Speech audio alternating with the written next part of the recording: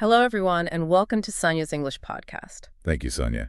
Today we're talking about one of the most generous and humble leaders in Islamic history, Caliph Uthman ibn Affan. May Allah be pleased with him. And I have to tell you, the listener, right up front, if you think you know what charity or generosity means, today's journey is going to completely rewrite your definition. Oh, absolutely. Because we're looking at a man who was, well, essentially a billionaire in the 7th century. But here's the most mind-blowing part to me. Yeah. He made a financial investment 1,400 years ago that is actually still paying out millions of dollars to orphans right now, like today, in our modern world. It really sounds impossible, doesn't it? It does. A charitable act from the 600 CE that is actively funding modern infrastructure today. But it's entirely true. Wow. So our mission for this deep dive is to explore the mechanics of how he did that. We want to pull out the practical, everyday lessons from his life that anyone, anywhere can apply. Right. Because we're looking at a man who had ultimate wealth and ultimate power, but who is remembered entirely for his extreme humility, his deep patience, and a legacy of public service. Yeah, a legacy that completely outlasted empires. So, to set the stage, I want to ask you, the listener, to do a little thought experiment with us. I love a good thought experiment. Right. So imagine, just for a moment, that you are incredibly wealthy. You have more money than you or your family could ever possibly spend. Okay, painting a nice picture here. And you live in a society that worships money and status. People look up to you, they fear your influence, and you have the power to do whatever you want. That is a lot of power. Exactly. So what do you do with that power? Do you build a fortress to protect your wealth? Do you buy political influence? Those are the standard choices, unfortunately. They are. So keep your answer in mind as we talk today, because what this historical figure chose to do goes against every normal human instinct. That is perfectly said. And, that's the perfect lens to view his life through. Because to truly understand his leadership when he was older, we really have to look at his starting line. Where did he start? We need to go back to Makkah in the late 6th century, around the year 573 or 576 CE. He was born into the Banu Umayyah clan. Okay, and that was a big deal, right? Oh, massive. Makkah wasn't just a random town. It was the absolute financial and cultural center of the Arabian Peninsula, and the Quraysh tribe controlled it. Got it. And within that tribe, the Banu Umayyah were the elite of the elite. They were the power brokers. So he wasn't a self-made man who started with nothing then? Not at all. He was born into massive privilege, like the silver spoon was already in his mouth from day one. Exactly. He inherited his father's business at a relatively young age, but here is where his character immediately diverges from what you'd expect. How so? Well, in that era, if you were a wealthy young man who inherited a fortune, the standard path was a life of careless luxury. Right, like partying. Yeah, you spent your days indulging, drinking, going to feasts, and just coasting on your family name. It's the classic trust fund kid stereotype, right? I mean, it existed even back then. It really did. When you don't have to work to survive, the motivation to build something usually just vanishes. That's exactly it. Yeah. But he rejected that lifestyle completely. Instead of just, spending the family money, he studied the mechanics of trade. Oh, wow. Yeah, he took over the business and worked relentlessly to expand it. And we aren't just talking about local buying and selling here. What kind of scale are we talking about? He turned his father's business into a massive international trading operation. He was sending caravans far north into Syria and far south into Yemen. Let's pause and think about the logistics of that for a second. Because international trade in the 6th century wasn't like sending an email and waiting for a shipping container. No, definitely not. You are talking about moving huge amounts of valuable goods, spices, silks, perfumes, across brutal, unforgiving deserts. It was incredibly dangerous. You have to negotiate with different tribes just for safe passage. You have to manage hundreds of camels, deal with bandits, and calculate complex profit margins without computers. Yeah, you really have to be incredibly sharp. You have to be a master of logistics, risk management, and human psychology. And he was brilliant at all of those things. His business acumen was so sharp that he quickly became one of the absolute wealthiest men in Makkah entirely on his own merit. That is so impressive. It is. The phrase billionaire of his time really is the most accurate modern translation of his status. But what fascinates me is that the business success isn't actually what made him famous in Makkah. It was his personality. Right. Because the culture in pre-Islamic Arabia was often very harsh. It was a society built on tribal pride, revenge, and showing off your strengths. It was a very tough environment. Yet, he was famous for being exceptionally soft-spoken and gentle. He was a complete exception to the cultural norm. A great example of this is his stance on alcohol. Oh, tell me about that. Drinking was deeply embedded in the social life of the Arab elite. It was just what you did at every gathering. Right. But he absolutely refused to touch it, even long before he accepted Islam.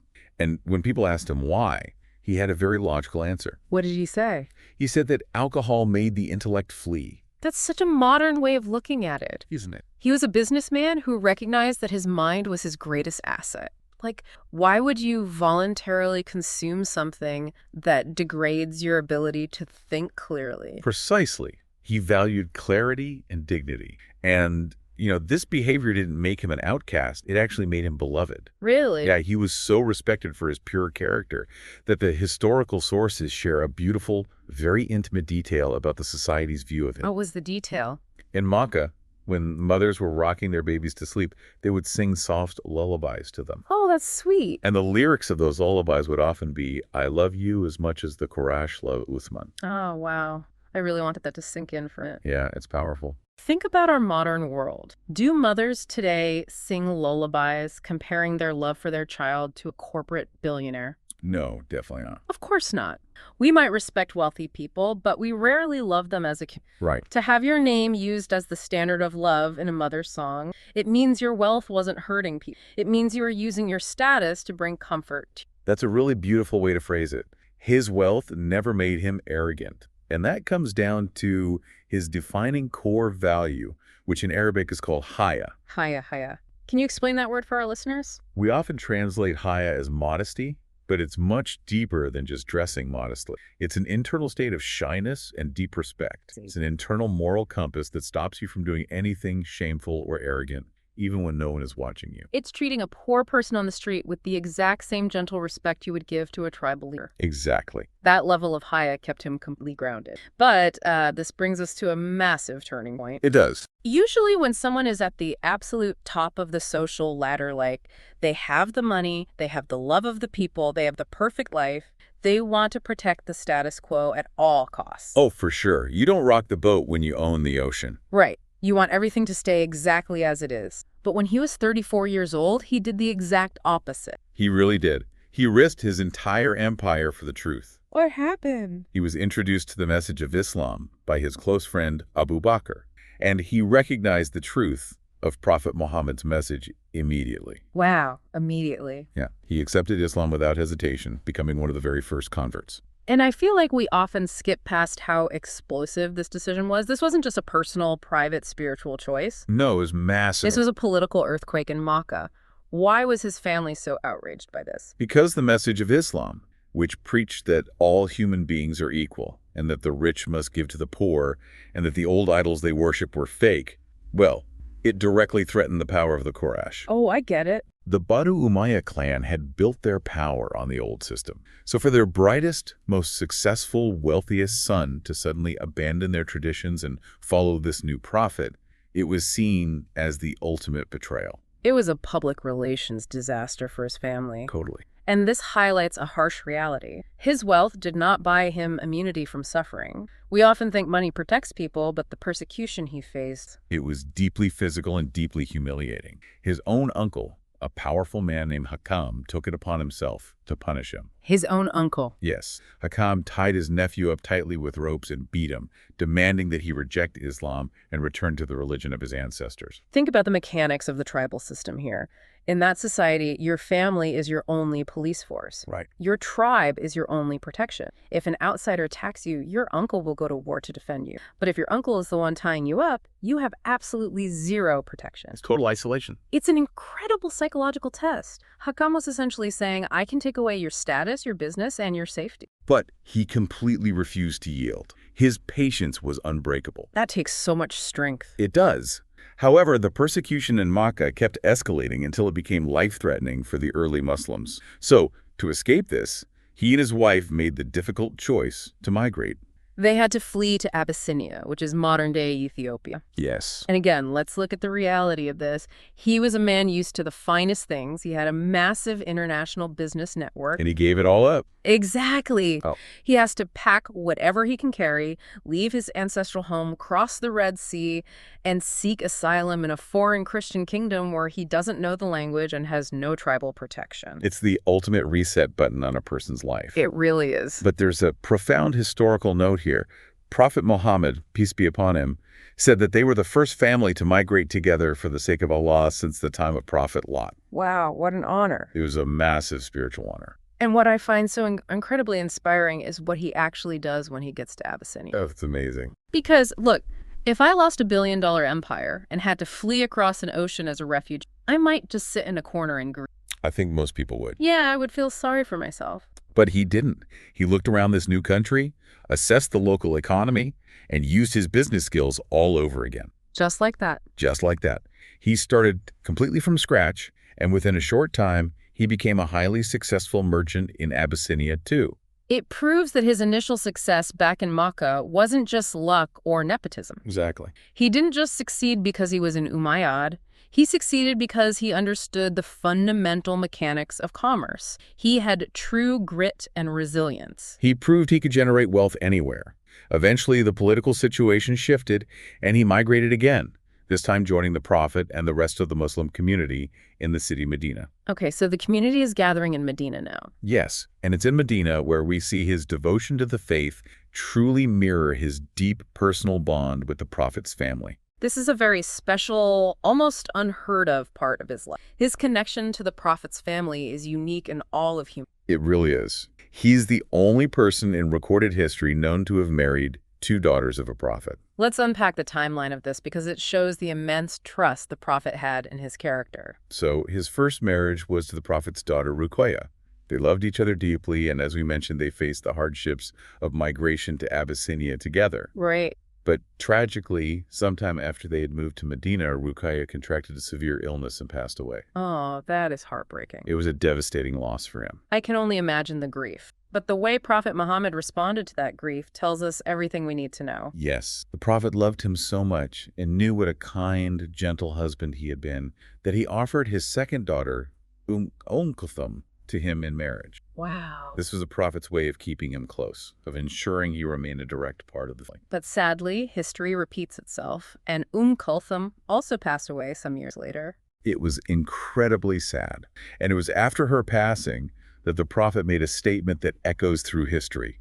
What did he say? Seeing how devastated his son-in-law was, the Prophet said that if he had a third daughter, he would have given her to him in marriage as well. That gives me chills. Me too. A father's ultimate protective instinct is toward his daughter. For a prophet to say, if I had a third daughter, I would trust her to you without hesitation, is the ultimate character reference. It really is. And because of this incredibly rare honor of marrying two daughters of the Prophet, he was given a beautiful title. Yes, he became universally known as Dhun-Nurayn. Dhun-Nurayn. Yeah. Which translates to the Possessor of Two Lights. Exactly. The two lights representing the two beloved daughters. It's such a poetic, beautiful way to remember someone. It is. And to really understand his dedication to his family, we have to look at the Battle of Badr. Oh, this is an important story. It is. This was the very first and arguably the most crucial military encounter for the early Muslims. It was the moment when the community had to fight for its very survival. Right. Everyone wanted to be there. Every able-bodied man wanted to be there. But he missed it. Now, in Arab culture, missing a critical battle would usually bring immense shame, right? Like, people would call you a coward. Why did he stay behind? Because at that exact time, his wife Ruqayya was suffering from her fatal illness. She was on her deathbed. Oh, I see. And Prophet Muhammad specifically ordered him not to march with the army. He commanded him to stay in Medina, stay by her side, and nurse his sick wife. I want to just hold a magnifying glass over this moment. Yeah, let's think at it. It is such a radical departure from what society expects of a powerful man. Even today, how many modern leaders, politicians, or CEOs will miss the biggest public event of their career, the defining victory, to quietly sit in a room and wipe the fevered brow of their spouse? Barely any. We constantly see people sacrifice their families on the altar of public glory. We prioritize the career milestone, the promotion, the public recognition. We really do. We define heroism as being on the front lines, being visible. Mm. But he chose the quiet, unseen, incredibly painful work of caring for the dying woman he loved. And what's amazing is that the Prophet validated that choice completely. How did the Prophet view his absence from the battlefield? When the Muslim army returned victorious, the Prophet declared that even though he was not physically at the battle, he would receive the exact same spiritual reward as the soldiers who fought on the front lines. That's amazing. The Prophet even allocated a full share of the victory spoils to him. That is a paradigm shift. Yeah. The Prophet was essentially saying that quietly caring for your vulnerable family member at home is mathematically equal in heroism to fighting on a battlefield. It completely redefines what it means to be a strong man. It really does. And his care wasn't just limited to his immediate family. When he looked at the wider community, he saw them as his responsibility too. He really took care of people. He didn't just feel sympathy for people. He used his wallet to fix their problems. He was the ultimate philanthropist. This is the part I find most fascinating. We talk about charity a lot today, but his approach was so structural. Yes, structural is the perfect word. He didn't just hand out loose change, he fixed infrastructure. Let's dive deep into the story of the Well of Rumah, because it is a masterclass in business negotiation for the public good. Okay, so set the scene. The Muslims have migrated to Medina. The population has suddenly boomed. Medina is an agricultural city, but clean, sweet drinking water was actually quite scarce. Oh, that's a problem. A big one. There was one primary well that had the best, cleanest water, and it was called Bir Rumah. But there's a catch, right? A big catch. The well was privately owned by a local man, and this man was running a very aggressive monopoly. Like complete monopoly. Yes, he knew everyone needed his water, so he charged exorbitant prices for it. The refugees from Makkah, who had left all their wealth behind, simply couldn't afford it. You had families struggling with basic hydration. Water is the most fundamental human right. Seeing people go thirsty because of price gouging must have been agonizing. It was terrible. So our wealthy merchant steps in. What is his first move? He goes directly to the owner and offers to buy the well outright. He has the capital, and he wants to just purchase the asset so he can give the water away. Seems straightforward. But the owner is no fool. He's making a massive daily profit. He absolutely refuses to sell the well. If I'm the owner, I'm thinking, why would I sell my golden goose? I have a captive market. Yeah. So how does he get around a stubborn monopolist who refuses to sell? He uses his business genius to propose an alternative deal. He says, okay, you don't want to sell the whole well. What if I buy just half the rights to it? Wait, how do you buy half a well? You can't put a wall down the middle of the water. Exactly. The proposal was a timeshare. A timeshare. Yeah, he said, you maintain ownership on day 1. I take ownership on day 2. We alternate days. Now, the original owner calculates this in his head and thinks it's a great deal. He gets a huge lump sum of cash up front for selling the half rights, and he figures he'll just keep selling water on his assigned days and still make a fortune. So he agrees. I can see the trap closing. Oh, yeah. The original owner is thinking short-term cash injection. But what happens on day 2 when our generous merchant takes over the well? On his assigned day, he stands by the well and makes an announcement to the entire city. He says, today is my day. The water is completely free. Come take whatever you need and make sure you draw enough water to last your family for tomorrow as well. That is brilliant. It's absolute economic warfare, but used for charity. It really is. He essentially bankrupts the monopoly, because if I can get all the water I need for free on Tuesday and fill up extra buckets for Wednesday, I am never going to pay the greedy owner's prices on Wednesday. Exactly. The original owner quickly realizes his entire customer base has vanished. His half of the well is completely worthless now because nobody buys water on his days anymore. He must have been so frustrated. Oh, defeated by this brilliant strategy, the owner goes back to him and begs him to buy the remaining half. He cornered him perfectly. How much did he pay for the final half? He paid 20,000 dirhams for the rest of the well, which was a staggering fortune at the time. And once he has full ownership, does he start charging a small fee just to recoup his 20,000 dirhams? Not a single coin. He officially declares the entire well an endowment for the public, forever. In Islamic legal terms, this is called a waqf. Let's explain what a waqf is, because it's a crucial concept. Sure. Think of a waqf like an infinite trust fund for charity. You aren't just giving a poor person a fish, or even teaching them to fish. You are buying the lake, locking the deed, and legally declaring that anyone who is hungry can fish there for the rest of time. That is a great analogy. The asset itself is frozen, but the benefits flow continuously. This is the ultimate form of sadaqah jariyah, continuous flowing charity. And here is where we get to the hook we mentioned at the very beginning of the deep dive. This is the part that truly feels like time travel. Oh, I love this part. That specific endowment, that walk of the Well of Rumah, made in the 7th century, did not disappear in the sands of time. It is still functioning today. Walk us through the timeline of how a water well from 1400 years ago becomes a modern hotel. How does that happen? Over the centuries, the land around that well was incredibly fertile because of the constant water source. So date palm trees began to grow. Okay. Later generations of Muslims planted more and more trees there, always maintaining the legal status that the prophets must go to charity, as he originally intended. Wow, so people kept it going. They did. Eventually, it grew into a massive, highly profitable agricultural farm, producing high-quality dates. So the asset was actually appreciating in value. Significantly. In modern times, the Ministry of Agriculture in Saudi Arabia managed the farm. They took the revenue from selling those dates and split it. Half was given to orphans and the poor, and the other half was reinvested into a special bank account held in his name. Wait, literally a bank account registered to a man who died 1400 years ago? Yes. And that bank account grew so large over the decades that they eventually used the funds to purchase a prime piece of real estate in the central area of Madinah. Right near the Prophet's Mosque. Incredible. And they built a massive luxury hotel on that land. This is just staggering to comprehend. And the hotel is officially registered under his name. It generates around 50 million rials a year in profit. And in keeping with his original walk, every single cent of that revenue goes entirely to social services, orphans, and the poor today. It gives you absolute goosebumps. It really does. He made a deal to help his neighbors get a drink of water. And because his intention was so pure, that money has been compounding and actively sheltering and feeding millions of people for over a millennium. It is the most successful long-term investment in human history. It makes you rethink your own legacy, honestly. It does. But the well was just one instance. His generosity was a constant feature of his life. Another massive example is how he responded during a severe military crisis. We have to talk about the Army of Tabuk. Yes, let's set the historical context here. This is later on. The Muslim community in Medina is facing an existential threat from the north. The Roman Byzantine Empire, the superpower of the day, was gathering forces. Very scary time.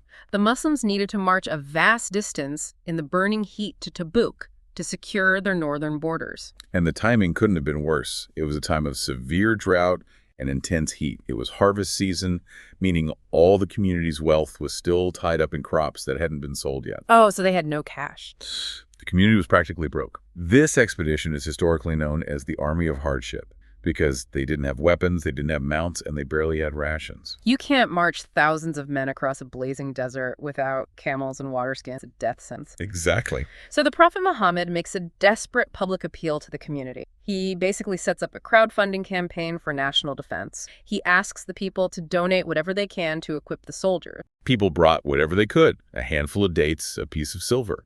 But the Prophet needed massive capital. He made the appeal from the pulpit. He asked, who will equip the Army of Hardship? And how does our philanthropist respond? He stands up and pledges 100 fully equipped camels. And when we say fully equipped, we mean the camel, the saddle, the water skins, and the rations for the rider. Let's contextualize that for modern listeners. Donating a fully equipped camel in the 7th century desert is the equivalent of buying a fully fueled armored transport truck today. It's a great comparison. They were expensive, vital machines of logistics, so he just donated 100 trucks. Exactly. But the Prophet asks a second time. Our leader stands up again and pledges another 100 fully equipped camels. 200 trucks. The Prophet asks a third time. He stands up again and pledges a third 100. Wow. So now he has provided 300 fully equipped camels plus 50 horses. He's essentially funded the entire transportation logistics for a massive chunk of the army by himself. That alone is staggering. But he didn't stop with the vehicles, did he? No. Knowing they needed hard currency to buy supplies along the way, he went home, gathered his liquid wealth, and returned with 1,000 gold dinars. That's huge. A literal fortune in heavy gold coins. He walked up and poured the gold directly into the lap of the Prophet. I'm trying to picture the sheer physical weight of 1,000 gold coins pouring into someone's lap. It must have been an incredible sight. The impact of that moment must have been overwhelming for the community. How did the Prophet react to this level of sacrifice? The historical accounts say the Prophet was deeply moved. He physically moved the gold coins around in his lap, looking at the sheer volume of wealth. And he made a profound statement. What did he say? He said, there will be no retribution for whatever Uthman does from now on. That is an incredibly heavy spiritual guarantee. He's essentially saying that this single act of selfless generosity was so massive, so pure in its intention to save the community, that it secured God's permanent pleasure and forgiveness for him. It shows us his exact relationship with wealth. Money never owned him. He viewed money purely as a tool to solve human suffering and to please his creator. Right. If he needed to empty his bank account to save his people, he didn't hesitate for a second. It's the ultimate detachment from materialism, but his value to the community wasn't just his checkbook. He wasn't just an ATM. Not at all. His deep, calm character and his extreme respect for the Prophet made him a master diplomat. And we see this clearly in one of the most tense standoffs in Islamic history, the Treaty of Hudaybiyah. Yes, this is a pivotal moment in the year 628 CE. Let's look at the map. The Muslims have been living in exile in Medina for years. They deeply miss their hometown of Makkah, and they want to perform the Umrah, the peaceful pilgrimage to the Kaaba. And they intentionally dress to show they come in peace. They wear the simple two-piece white pilgrimage clothing. They bring sacrificial animals. Yes, no weapons of war. They do not bring heavy armor. They are signaling to the world we are coming to worship, not to fight. But the Quraysh, the leaders of Makkah, don't care. They intercept the Muslims outside the city at a place called Hudaybiyah. They draw a line in the sand and refuse to let the Prophet and his followers enter. This is a powder keg. You have hundreds of Muslims who have marched across the desert, who are staring at their homeland, being blocked by heavily armed men. It was extremely tense. One wrong move, one angry shout, and a massacre could start.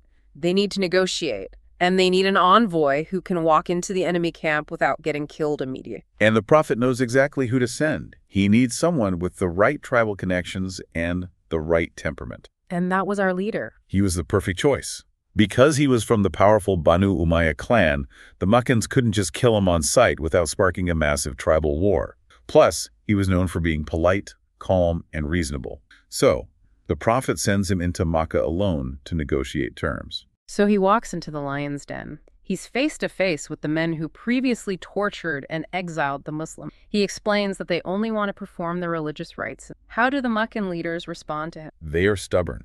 They refuse to let the Prophet enter under any circumstances. They don't want to look weak in front of the other Arab tribes. Of course. But because they respect his noble lineage, they pull him aside and offer him a VIP compromise. They say, we will not let your Prophet in, but you, because of who you are, we will allow you to go to the Kaaba right now and perform the tawaf. Let's pause and consider the temptation here. He has been banished from Makkah for over 6 years. The Kaaba is the holiest site in his religion. His heart must have been aching for it. Exactly. His heart must have been aching to just walk around it, to perform the tawaf, the circling of the sanctuary. They are altering him the spiritual experience he's been dreaming of. It's an incredible test of faith. Most people would rationalize it. They would say, well, God gave me this opportunity, I shouldn't waste it. But his discipline is absolute. What does he do? He looks at the Meccan leaders and flatly refuses the offer. He tells them, I will never perform the tawaf unless the Prophet of Allah performs it first. That is supreme solidarity. He refuses to accept a personal privilege that is denied to his leader and his druthers. He ties his own spiritual fulfillment completely to the community. Exactly. But while he is negotiating, time is passing. He's detained in Makkah longer than expected. And people get worried. Yes. And out in the desert at the Muslim camp, a terrifying rumor starts to spread. Word reaches them that the Quraysh have murdered their envoy. Breaking the immunity of an envoy is an act of total war. When the Prophet Muhammad hears this rumor, the tension snaps. He isn't going to let the murder of his beloved companion go unpunished. He gathers the Muslims under an... This is one of the most emotionally charged moments in the history of the faith. It's known as the Pledge of the Tree, or Bay'al Ridwan. The Prophet asked every single Muslim present to take a solemn binding oath. What was the oath? They pledged that they will not flee, and that they will fight the Quraysh to the death to avenge his blood. To take this pledge, the mechanics of it involved the companions placing their hands on top of the Prophet's hand, physically swearing their allegiance. Right. But obviously, our envoy is missing. He's trapped inside Makkah. How does the Prophet include him in this sacred vow? This is where we see his unmatched status. The Prophet, after everyone else has pledged, holds out his own right hand. He says, this is the hand of Uthman. Wow. And then he places his right hand onto his own left hand, taking the pledge of life and death on his behalf. I want the listener to really meditate on that image. How flawless must a person's character be? How deep must their integrity be for a prophet of God to use his own physical hand to represent them? It's an incredible honor. It's a statement that says, his hand is my hand, his honor is my honor. You can't buy that kind of status with $1 billion. No, you can only earn it through years of unwavering devotion. Thankfully, the rumor turned out to be false. Oh, God. He emerged from Makkah safely, and eventually a historic peace treaty was signed. But that moment under the tree cemented his place in the absolute highest tier of leadership. Which sets the stage perfectly for the next phase of his life. After the Prophet passes away, the community is led by Abu Bakr and then by the second Caliph, Umar. Right. But when Umar is tragically assassinated, the expanding empire needs a new leader. And the way our third caliph is chosen is actually a fascinating look at early political comment. It was a very sophisticated process for the 7th century. On his deathbed, Caliph Umar refused to establish a monarchy. He didn't just point to his son or decree a single successor. That's very progressive. Instead, he formed a shura, a consultation committee. He selected 6 of the most senior respected companions of the Prophet and gave them 3 days to lock themselves in a room and choose the next leader from among themselves. Who were the heavyweights on this committee? The committee consisted of Ali, Uthman, Abd al-Rahman bin Auf, Sa'd bin Abi Waqqas, Zubair, and Talha. These were the titans of the early community. Amazing group. Over the 3 days, they debated and eliminated candidates until the choice narrowed down to 2 men, Ali and Uthman. Both are incredible figures. Both are deeply loved. How do they break the tie? Abd al-Rahman bin Auf acts as the mediator, but he doesn't just rely on the committee. He spends nights walking through the streets of Medina, knocking on doors, speaking to the common people, the women, the traveler. Like a public opinion poll. He is basically conducting a public opinion poll. He asks the citizens, who do you want to lead you? And what is the psychology of the people at that moment? Why do they lean the way they do? The previous caliph, Umar, was legendary for his strict, firm, uncompromising justice. He kept the empire on a very tight leash. Right, he was tough. But it was exhausting. The people respected Umar, but after years of strict military-like discipline, the psychological mood of the populace desired a softer touch. They wanted a gentler era. And everyone knew that Uthman was the embodiment of mercy, leniency, and generosity. It's like a country electing a strict wartime general to get them through a crisis, and then intentionally electing an empathetic diplomat to guide them through the peacetime recovery. Exactly. So he is elected as the third caliph, and he is around 70 years old at this time. 70 years old. Today, that's when you retired to play golf. Yeah. But for him, he was taking the helm of an empire that was growing at warp speed. His 12-year rule is often categorized as a golden era of expansion and wealth. The scale of what he achieved geographically is hard to wrap your head around. Let's look at the borders. Where did his armies go? Under his administration, the Islamic State reached its absolute peak extent for that historical period. If we look west, his armies pushed deep across North Africa. Okay, North Africa. They secured Egypt, marched through modern-day Libya and Tunisia, reached all the way to Morocco, and even launched early naval raids into the Iberian Peninsula, what is today Spain. That's an entirely different continent. And what about the East? In the East, the expansion was even more complex. They had to deal with the remnants of the massive Persian Empire. His armies crossed treacherous mountain ranges and vast plains, securing Greater Khorasan, Transoxiana, reaching Kabul in modern-day Afghanistan, and pushing all the way down to the Makran coast and Sindh, which is in modern-day Pakistan. Okay, let's play the logistics game again. Imagine you are sitting in a desert city in Arabia. You don't have telegraphs, you don't have trains, you don't have radios. Just horses and camels. Right. The only way to communicate with a general in Spain or a governor in Pakistan is by sending a guy on a horse, which might take months. How on earth do you manage an empire that size without it collapsing into chaos? You have to completely change your management. The previous caliph, Umar, believed in hyper-centralization. He wanted to approve every troop movement. Which doesn't work when the empire's that big.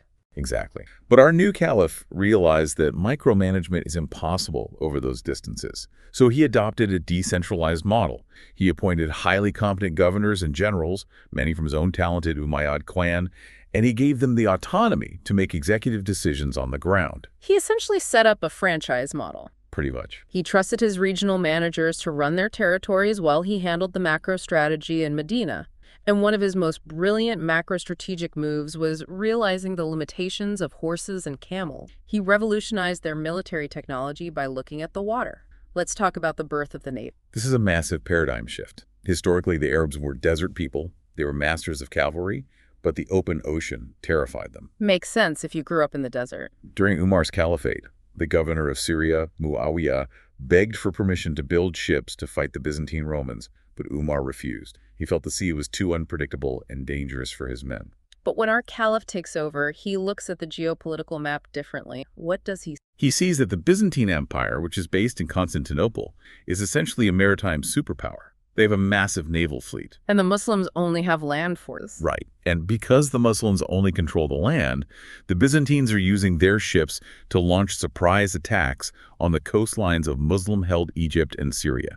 They hit the coastal cities and sail away before the cavalry can even arrive. It's an asymmetrical war. You can't chase a battleship with a horse. You really can't. So he realizes they have to fight fire with fire. He gives the green light to build the first ever Muslim navy. But how do desert nomads suddenly learn how to build warships? This is where his strategy of integration shines. He doesn't just tell the Arabs to figure it out.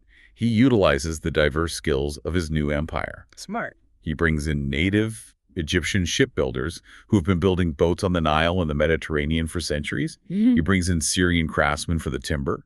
And he combines their naval engineering with the fighting spirit of the Arab soldiers. It's a completely integrated, multicultural military force. And it pays off spectacularly. They use this new navy to conquer highly strategic islands in the Mediterranean, like Cyprus and Rhodes, which acted as forward operating bases. But it all culminates in a massive, terrifying showdown on the water. Yes, the Battle of the Masts in the year 655 CE. The Byzantine Emperor, Constans II, is furious that these upstarts are challenging him on his own turf. He wants to crush them. Exactly. No. He personally leads a massive armada of over 500 warships to crush the new Muslim navy off the coast of Anatolia. Naval combat in the 7th century was brutal. We aren't talking about firing cannons from a distance. Ships would ram into each other, soldiers would throw grappling hooks, pull the ships together, and fight hand-to-hand combat on the slippery pitching decks. It was chaotic and terrifying. And despite being vastly outnumbered and inexperienced on the water, the Muslims win a decisive, crushing victory. They annihilate the Byzantine fleet. The emperor barely escapes with. It was a total game changer. This single battle permanently breaks the Roman monopoly on the Mediterranean Sea and changes the balance of global power for centuries. It's an incredible strategic victory. So he's expanded the borders to Pakistan. He's built a dominant navy. Wealth is pouring into the capital. But he hasn't forgotten his roots in public service. He invests heavily in the infrastructure of Medina, specifically the Prophet's Mosque. As the empire grew, Medina became a cosmopolitan capital. Diplomats, merchants, and scholars were flooding in. The original Prophet's Mosque was a very humble structure made of sun-baked mud bricks with palm tree trunks holding up a roof of palm leaves. Very simple. It was too small and too fragile for the new capital. So he uses the wealth of the state to completely upgrade it. He significantly expands the square footage, but more importantly, he upgrades the materials. He brings in imported carved stone for the walls. He replaces the rotting palm trunks with solid carved stone pillars. A true He monument. creates a beautiful permanent structure that sets a new architectural standard for the Islamic world. But while the mosques, the navy, and the borders are all impressive, I think we both agree that they pale in comparison to his defining legacy. Oh, absolutely. If he had only done this one thing, his name would be etched in gold in history. Let's talk about his greatest achievement, the standardization of the Quran. This is the ultimate act of preservation. To understand why he had to do this, we have to look at the side effects of rapid expansion. You now have an empire stretching from Spain to Asia.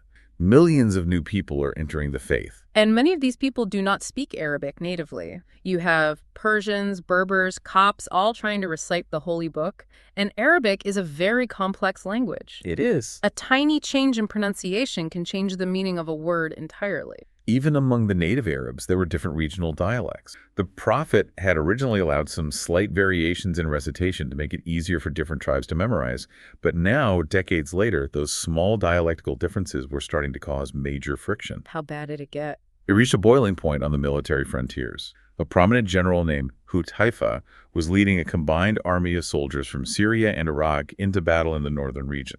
While sitting around the campfires, he heard his own soldiers fiercely arguing with each other over the correct pronunciation of the Quran. They were literally yelling, "My recitation is better than yours. Your version is wrong." If I'm the caliph and I hear that my soldiers are arguing over the holy text, alarm bells are ringing in my head. Big time. If people start claiming their version is the right one, the book fractures, the religion fractures. You end up with the Syrian Quran, the Iraqi Quran, the Egyptian Quran. The original unified message of God gets corrupted by tribal pride. He saw the existential threat instantly. He knew that the political unity of the empire didn't matter if the spiritual unity was broken, so he took immediate, decisive action. He formed a highly specialized committee led by Zayd ibn Thabit, who had been the chief scribe of the Prophet. What was the exact methodology of this committee? How do you standardize a book for an entire empire? It was an incredibly rigorous process of double verification. They didn't just rely on human memory. During the time of the first caliph, Abu Bakr, a master manuscript had been compiled and kept locked away for safety. So they had an original copy. Yes. Our caliph requested this master copy. He instructed his committee of expert scribes to meticulously copy the text from the original manuscript, ensuring that it was written precisely in the dialect of the Quraysh, the exact dialect of Prophet Muhammad. The level of proofreading and cross-checking must have been intense. They were securing the exact spelling, the exact arrangement of the chapters, removing any ambiguity. Once they created this perfect master template, what did he do? He ordered several exact duplicates to be made. These are known historically as the Uthmanic codices. The Uthmanic codices. Right. He then deployed a brilliant distribution strategy. He sent one of these official master copies to every major metropolitan center in the empire. Makkah, Damascus, Kufa, Basra, and kept one in Madinah. So every region got one. But he didn't just send the physical book. He sent an expert reciter with each copy to verbally teach the people exactly how to pronounce it. It's an incredible quality control measure. But to truly standardize it, he had to make one final, highly controversial decision. What did he order the people to do with their old copies? He issued a strict executive decree that every single other copy of the Quran in existence, whether it was a personal notebook, a partial scroll, or a variant dialect, had to be surrendered and burned or washed away. Let me pause you there, because the logistics and optics of that are crazy. People had spent years painstakingly writing out verses on leather and bone for their personal use. It was a huge sacrifice for them. Asking them to burn the words of God sounds like blasphemy. Didn't this cause massive outrage? How did he justify such an extreme measure? It was a tough pill to swallow, and some people were initially hesitant. But the senior companions of the Prophet universally supported him because they understood the terrifying alternative. Which was a divided religion. Exactly. If those personal, slightly flawed copies survived, future generations would find them and the arguments would start all over again. By physically destroying the variants, he amputated the disease of division before it could spread. He forced everyone onto the exact same page. And I want the listener to really, truly grasp the magnitude of what this man achieved. Fast forward to today. There are nearly 2 billion Muslims on planet Earth. It's amazing to think about. Whether a Muslim is standing in a mosque in Tokyo, in a village in Nigeria, in a skyscraper in New York, or in the mountains of Turkey, if they open the Quran, they are reading the exact identical Arabic text, letter for letter. That's true. It is the most unified, unchanged text, and that is entirely 100% because of the visionary leadership of our third caliph. He preserved the religion for all of time. It is an achievement that defies human calculation. But tragically, his story does not end with a peaceful retirement. No, it doesn't. Despite the wealth, the massive borders, the navy, and the preservation of the Holy Book, his gentle nature was eventually weaponized against him. This leads us to the final and undoubtedly most painful chapter of his life, the Great Test. It breaks my heart to even transition to this part. How does a leader who brought unprecedented prosperity and unity end up facing a rebellion from his own people? We have to look at the sociology of what happens to a society when it gets too rich too fast. That's exactly the root cause. The rapid influx of wealth from the conquered territories caused a massive culture shock. Right. You had tribesmen who just 10 years prior were struggling to find water in the desert. Suddenly, they were living in cosmopolitan cities in Iraq and Egypt, receiving massive state stipends, wearing silk, and dealing with immense wealth. Money changes people, it inflates egos, and with that new wealth and power, the old dark diseases of pre-Islamic Arabia started creeping back into culture. And unfortunately, yes. Tribal jealousy, arrogance, the desire for dominance. Furthermore, a demographic shift occurred. The older generation, The companions who had suffered in Makkah, who had been tortured for their faith, who had learned directly from the Prophet, were passing away. So the new generation was different. A new generation had grown up who had never met the Prophet. They hadn't experienced the spiritual training of poverty and patience. They only knew victory, entitlement, and wealth. And because our caliph was so deeply committed to leniency, he gave the people a lot of civil liberties. He didn't rule with an iron fist like Umar did. He allowed people to criticize the government freely. And some opportunistic people started abusing that freedom. They definitely did. Political agitators in places like Egypt, Kufa, and Basra began to exploit local grievances. A lot of the complaints were aimed at his governors. Because he needed highly competent administrators to run this massive empire, he often appointed members of his own Umayyad clan who were historically brilliant managers. But optics matter in politics. Yeah. The agitators spun this as nepotism. They started a massive misinformation campaign. Fake news, essentially. They forged letters with the caliph's seal, spreading fake news that he was ordering assassinations or stealing. They riled up the young, inexperienced masses in the province. The propaganda was incredibly effective. Eventually, the anger boiled over. Rebel groups from Egypt and Iraq mobilized and actually marched on the capital city of Madinah. They entered the city, walked right up to the caliph's house, and laid siege to it. The disrespect is just astounding. They surround the home of an 82-year-old man, the son-in-law of their prophet. They trap him inside with his family. They prevent anyone from bringing food. They even cut off his water supply. The tragic irony of that specific detail is hard to ignore. The man who, decades earlier, spent his personal fortune to buy the Well of Rumah so that no Muslim would ever go thirsty, was now being denied a cup of water in his own home by the very people he enriched. It is a sickening irony. But this is the moment where I have to ask the most crucial question of his entire life. He is the commander of the faith. He has the most powerful military machine on the planet at his disposal. He has fiercely loyal governors, like Muawiyah in Syria, who command tens of thousands of hardened battle veterans. He had all the power. Why didn't he just send a courier on a fast horse with a letter saying, "Send the army and crush these rebels"? He absolutely could have. The Syrian army would have wiped out the rebels in a matter of days, but he actively commanded his governors not to send troops. He forbade it. Why? Why choose to be a victim when you have the power to destroy your enemies? Because of a profound, unshakable moral stance. He looked out his window at the rebels, and he saw Muslims. Misguided, angry, disrespectful Muslims, but Muslims nonetheless. He still cared for them. He knew that if he called in the imperial army to defend his personal life and his political seat, it would trigger a bloodbath in the streets of Medina. The city of the Prophet would become a slaughterhouse. He realized that introducing sword violence into the internal politics of the community would open a door that could never, ever be closed again. Civil war. Precisely. He refused to be the first leader to spill the blood of his own people to maintain power. Many of the greatest companions, including the sons of Ali Hassan and Hussein, came to his door armed with swords, begging him for permission to fight the rebels and break the siege. They were ready to die to protect him. But he used his authority as caliph to order them to stand down. He told them to go home, put their swords away, and not shed a single drop of blood on his behalf. He made a conscious, calculated decision. He basically said, "I will sacrifice my own life so that the community does not destroy itself." The psychological strength required to sit in your house waiting for a mob to kill you when you could end it with one word. It is the ultimate expression of patience. It truly is. His entire life was building to this test. Finally, after weeks of siege on June 17th in the year 656 CE, the rebels scaled the walls and broke into his home. And when these angry young men broke into his private quarters, what did they find? They didn't find a tyrant cowering in a panic room. No. They didn't find a warrior holding a sword. They found an 82-year-old man fasting, sitting quietly in his courtyard, reciting the Quran. He was reading the exact book that he had dedicated his life to preserving, and it was in that state of ultimate peace and submission that the rebels struck him, and he was martyred. It is recorded that the first drop of his blood fell directly onto the pages of the Quran he was reading, landing specifically on a verse that says, "Allah will suffice you against them."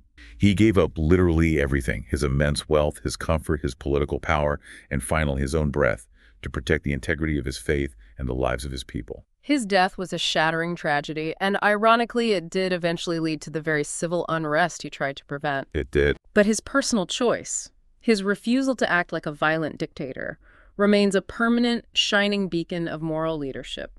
Which brings us to the end of our journey today. Let's synthesize everything we've talked about. What are the practical takeaways for our listener? First, we learned a completely revolutionary concept of wealth. He taught us that having immense billion-dollar wealth is not inherently evil.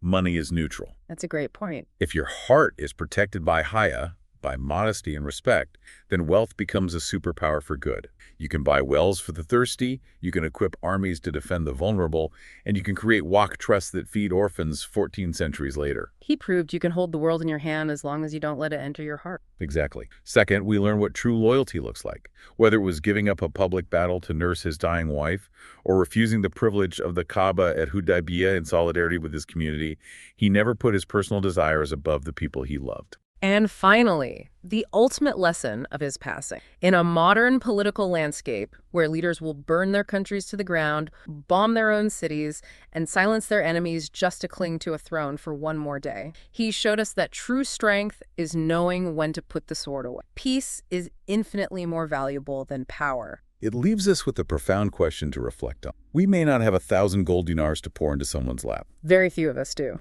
We might not be able to buy a well or command an empire. But we all have resources. We have our time, our unique skills, our small savings, our ability to show gentle respect to the people around us. The question is, how are you going to use your resource to create a legacy of continuous good? If a date farm in Medina can still care for orphans today because of one man's pure intention, what seeds can you plant today that will outlast your lifetime? That is the true definition of a legacy. It's a beautiful, heavy thought. Thank you, everyone, for joining us. We hope you've inspired generosity.